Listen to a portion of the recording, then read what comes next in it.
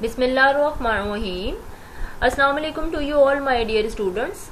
I hope you all are doing well and also taking interest in your studies.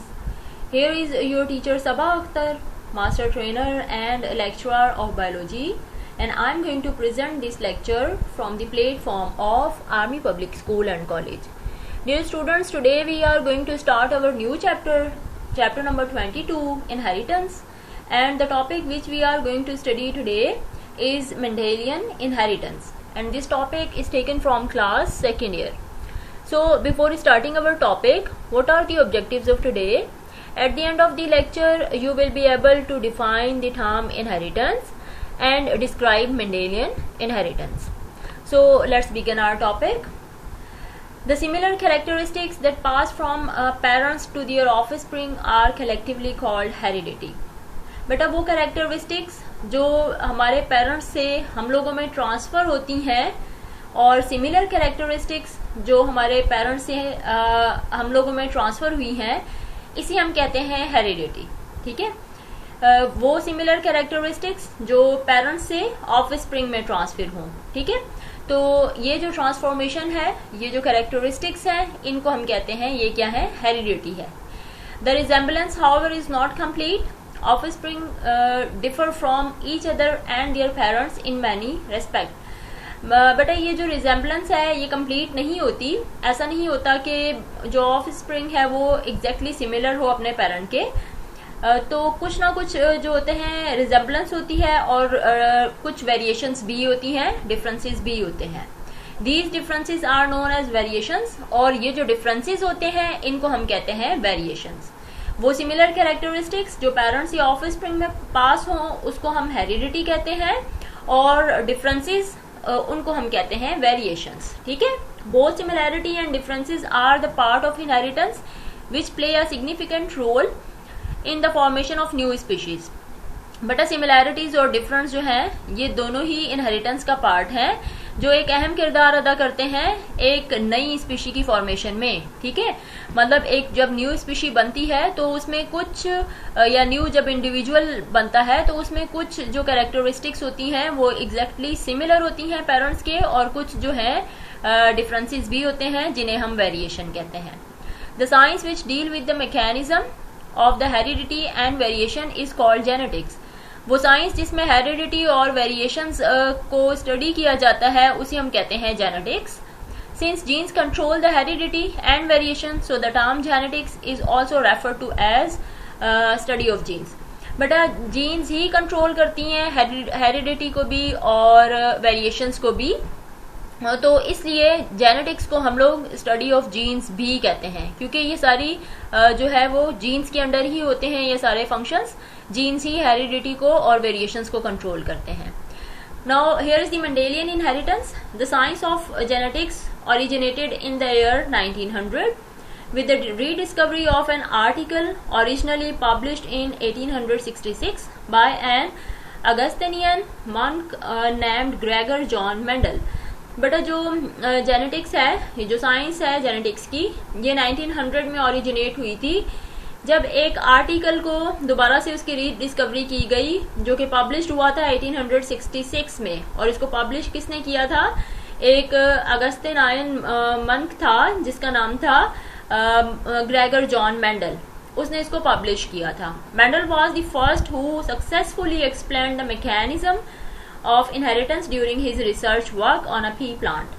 Mendel जो था बेटा वो first बिल्कुल first one वो आदमी था जिसने इसको सबसे पहले सक्सेसफुली एक्सप्लेन किया इनहेरिटेंस को. ठीक है, और इसने ये अपना जो रिसर्च वर्क था वो एक पी प्लांट पे किया था, एक मटर के पौधे पर किया था. ठीक है, तो इसने मेंडल ने सबसे पहले इनहेरिटेंस को एक्सप्लेन किया था. Association of inheritance with laws of Mendel.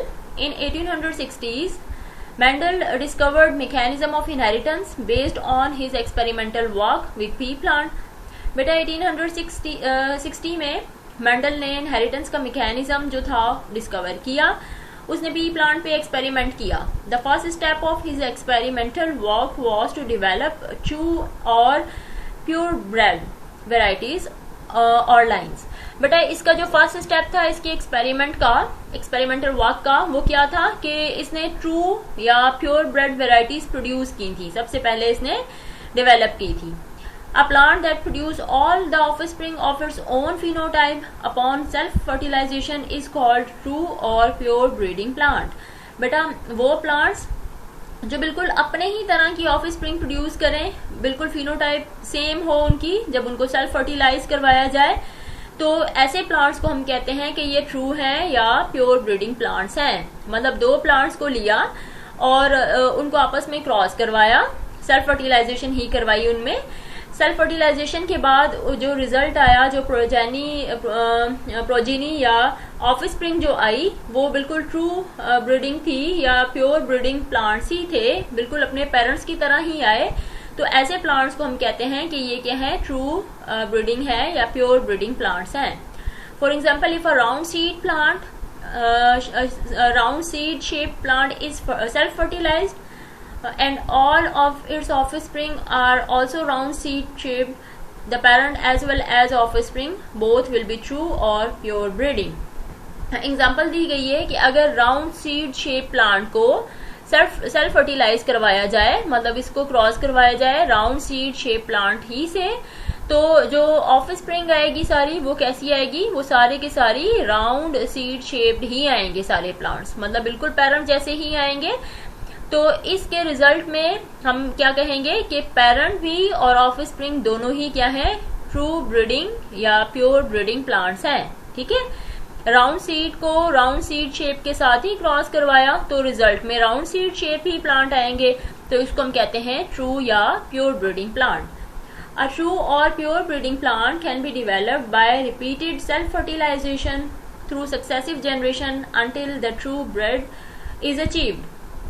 बेटा देखें, ट्रू या प्योर ब्रीडिंग प्लांट जो है उसको बार बार सेल्फ फर्टिलाइज करवाया जाए और उसकी यही प्योर ट्रू ब्रीड ही अचीव्ड हो, इसको हम कहते हैं कि ये क्या है, प्योर ब्रीडिंग प्लांट्स हैं। Mendel studied 7 pair of contrasting traits also called Mendelian parameters. For each contrasting phenotype he develop a true breeding plant.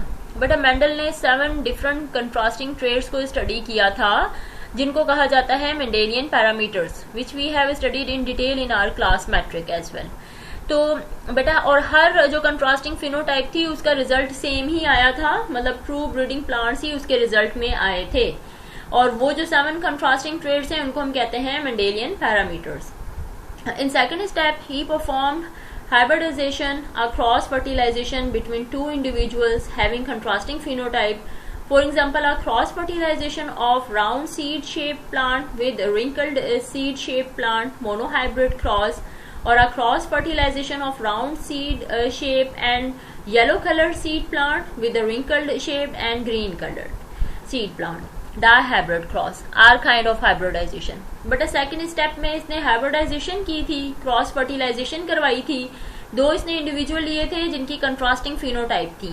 पहले इसने सेम फिनोटाइप को आपस में क्रॉस करके देखा तो रिजल्ट में क्या आए थे, ट्रू ब्रीडिंग या प्योर ब्रीडिंग प्लांट्स ही आए थे।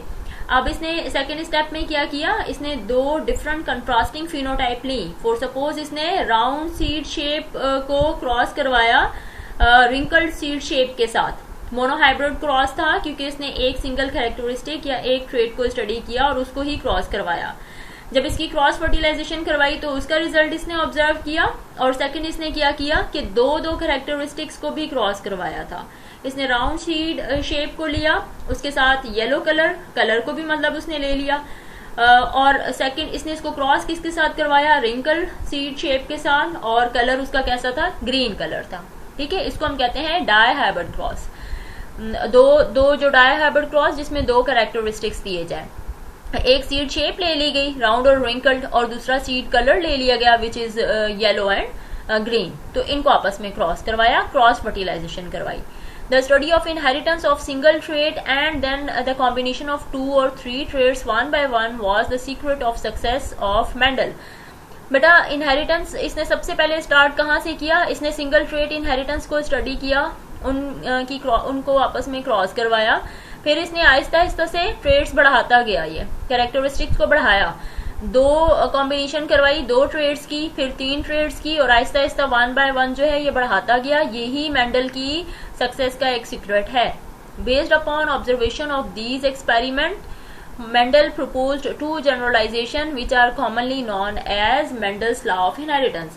और बेटा इसी इन्हीं ऑब्जर्वेशंस के बिहाफ पे मेंडल ने 2 जनरलाइजेशंस दी जिनको कहा जाता है मेंडल्स लॉ ऑफ इनहेरिटेंस। ठीक है, ये जो था, ये देखें बेटा, मेंडल्स लॉ ऑफ इनहेरिटेंस में इसने ये 7 डिफरेंट ट्रेड्स को लिया था और इसने इसको स्टडी किया था, और उसके बाद इसने कंट्रास्टिंग ट्रेड्स को लिया। अपोजिट मतलब फिनोटाइप अगर राउंड सीड थे तो उसको क्रॉस करवाया रिंकल से, और अगर येलो सीड्स थे तो उसको क्रॉस करवाया ग्रीन कलर के सीड से। फिर इसने 2-2 ट्रेड्स ले लिए, राउंड और येलो ले लिए, फिर इसने रिंकल्ड और ग्रीन ले लिया। मतलब ये बढ़ाता गया अपने जो क्रॉस करवा रहा था, ये उन ट्रेड्स को, कैरेक्टरिस्टिक्स को 1 बाय 1 करके इसने बढ़ाया, और रिजल्ट जो था वो सेम आया। और ये क्या है, यही मेंडल की एक सीक्रेट है मेंडल की सक्सेस का, कि उसने इनहेरिटेंस का जो सबसे पहले कॉन्सेप्ट था वो इनहेरिटेंस का मेंडल ने दिया। Fine, in our next lecture we will study about the laws of inheritance. So it was all about today's lecture. If you are feeling any confusion, you may ask in comment section. Take a good care of yourself and your family as well. Remember me in your prayers. Thank you. Allah Hafiz.